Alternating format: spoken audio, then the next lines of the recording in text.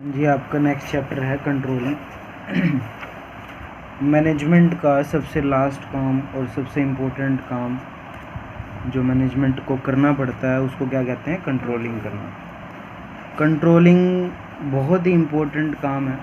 अगर आपने अपने ऑब्जेक्ट जो आपने डिसाइड किए हैं उनको अच्छी तरह से अचीव कर लेना है, अगर आपको वो ऑब्जेक्ट मिल जाएंगे तो वो कैसे मिलेंगे? जब आप उसको कंट्रोल करोगे।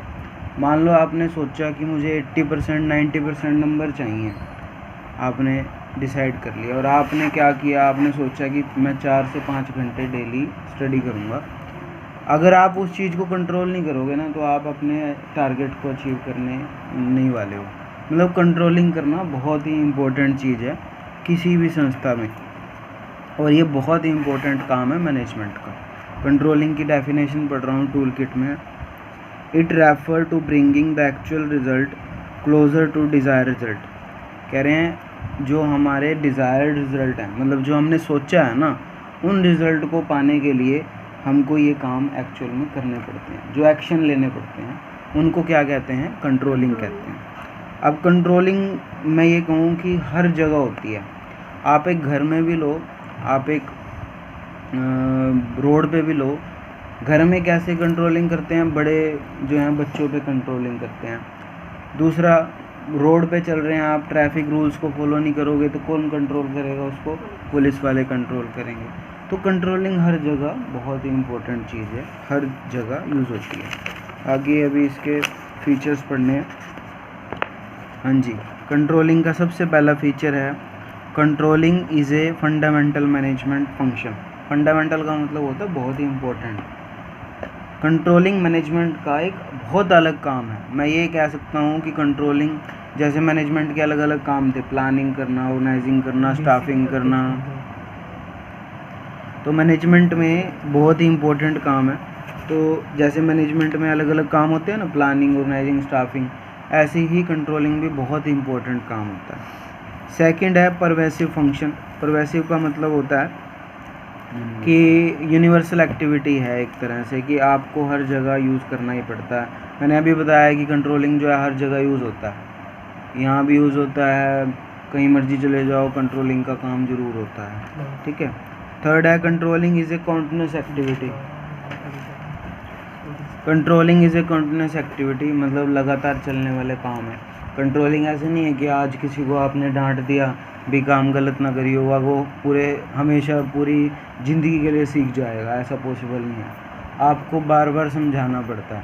आपके माँ बाप भी आपको टोकते रहते हैं, बार बार टोकते रहते हैं ना, भी ये काम ऐसे नहीं करना, ये काम ऐसे नहीं करना, तो वो कॉन्टिन्यूस एक्टिविटी है। कंट्रोलिंग आपको लगातार करनी ही करनी पड़ेगी। नेक्स्ट है controlling is both the beginning and end of the process of management. Controlling जो होती है वो बिगिनिंग भी है और एंड भी है। मतलब आपको शुरू से लेके एंड तक कंट्रोलिंग, जब आप प्लानिंग करोगे ना तब भी उसको कंट्रोलिंग के साथ करना पड़ेगा। मतलब प्लानिंग में ऐसे कोई नहीं है कि कोई भी उठ के आ जाएगा कि मैं प्लान बनाऊंगा, ऐसा कुछ नहीं है। उधर भी आपको कंट्रोलिंग की ज़रूरत पड़ती है। तो आपकी जो कंट्रोलिंग है वो बिगिनिंग से स्टार्ट होती है, एंड तक चलती ही रहती है। फिफ्थ पॉइंट है controlling is related to results. Controlling किस लिए की जाती है? कि आप रिज़ल्ट लेना चाहते हो, आप चाहते हो कि मेरे नंबर आए 90%, तो आप कंट्रोलिंग अपने आप करोगे, अपने ऊपर करोगे, तो वो रिज़ल्ट्स के लिए की जाती है कंट्रोलिंग, और बहुत ही इम्पोर्टेंट काम होता है किसी भी संस्था में। नेक्स्ट है इम्पोर्टेंस ऑफ कंट्रोलिंग। कंट्रोलिंग के क्या क्या बेनिफिट्स हैं, हम कंट्रोलिंग क्यों करते हैं, क्या इम्पोर्टेंस है इसकी। सबसे पहले एकम्प्लिश ऑर्गेनाइजेशन गोल्स। आप अगर कंट्रोलिंग करोगे तो आपके जो ऑर्गेनाइजेशन के गोल हैं वो कंप्लीट हो जाते हैं धीरे धीरे।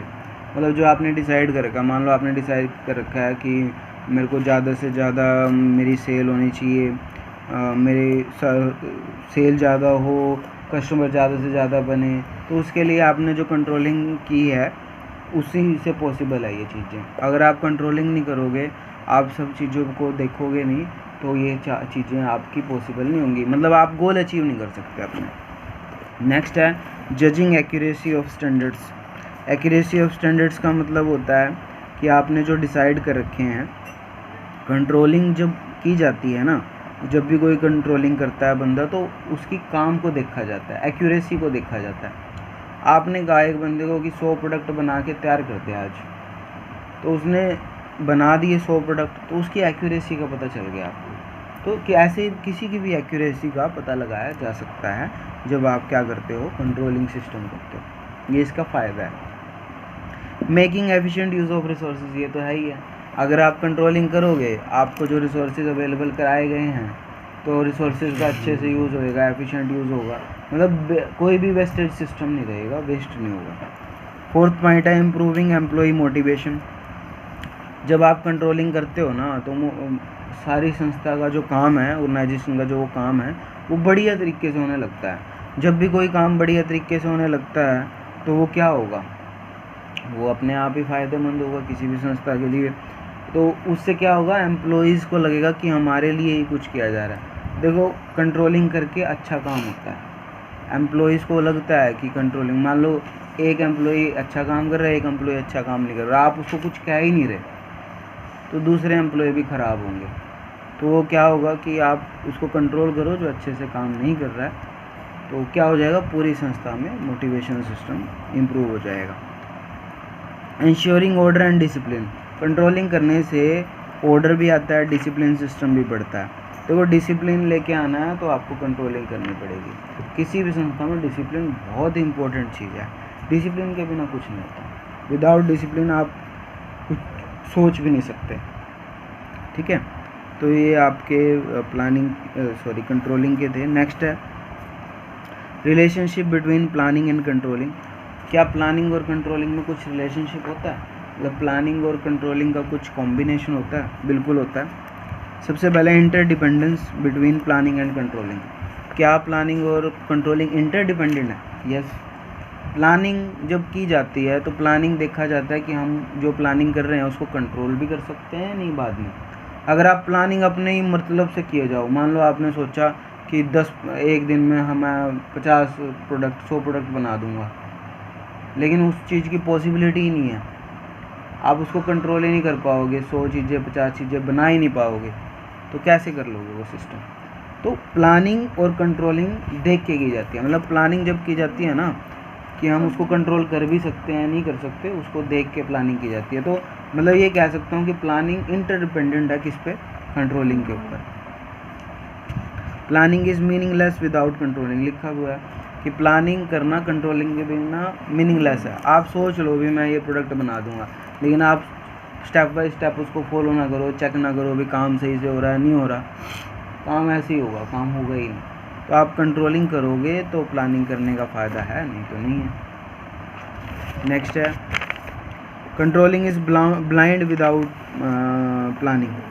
कंट्रोलिंग जो है प्लानिंग के बिना आप बिना प्लानिंग के भी कंट्रोलिंग नहीं कर सकते। आपने कुछ सोचा ही नहीं कि कितने प्रोडक्ट बनाने हैं कितने नहीं बनाने, तो आप अपने एम्प्लॉय को क्या कहोगे कि आज प्रोडक्ट कितने बना कितने ना बना, आप उस पर कंट्रोल ही नहीं कर सकते। आपने सोचा ही नहीं 50 प्रोडक्ट बनाने हैं, उसने 20 प्रोडक्ट बना के आपके सामने रख दिए, आप उसको कैसे कंट्रोल करोगे? आप कंट्रोल कर ही नहीं सकते। तो दोनों का इंटरडिपेंडेंस है, प्लानिंग कंट्रोलिंग पे डिपेंड है, कंट्रोलिंग प्लानिंग पे डिपेंड है, तो दोनों एक दूसरे से जुड़े हुए हैं। डिफरेंस भी है कुछ कुछ इसमें। Planning is looking ahead where controlling is looking back. Planning का मतलब क्या होता है, आगे के बारे में, फ्यूचर के बारे में सोचना, लेकिन कंट्रोलिंग का मतलब क्या होता है, पीछे जो काम हमने सोच रखे हैं क्या वो कंप्लीट हुए, क्या वो नहीं हुए, उसको कंट्रोल करना है। तो वो चीज़ मतलब प्लानिंग आगे देखना, कंट्रोलिंग पीछे देखना। Planning is the first function and controlling is the last function. Planning करना सबसे पहला फंक्शन है मैनेजमेंट का, नॉर्मल सी बात है, और कंट्रोलिंग सबसे लास्ट फंक्शन है और इम्पोर्टेंट फंक्शन भी कह लो। तो ये आपके ये हो गए हैं प्रोसेस जो है आपको कल कराएंगे।